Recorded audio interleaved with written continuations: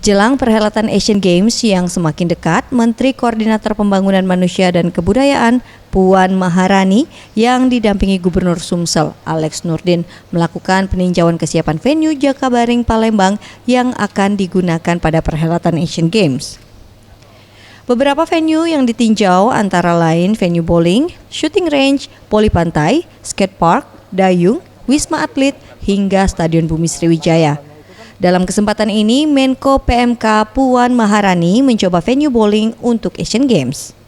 Ketika ditemui, Menko PMK Puan Maharani mengatakan venue di Jakabaring Sport City memiliki kualitas yang terbilang sangat baik dan diharapkan dapat membawa para atlet Indonesia menggapai prestasi yang baik juga.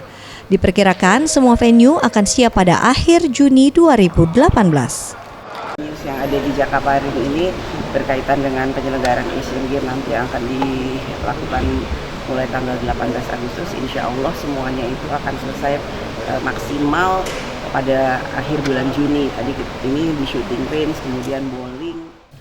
Sementara terkait tindak terorisme yang terjadi di Surabaya, pihaknya akan berkoordinasi dengan TNI dan Polri agar dapat menjaga kondusivitas di wilayah yang akan menyelenggarakan Asian Games.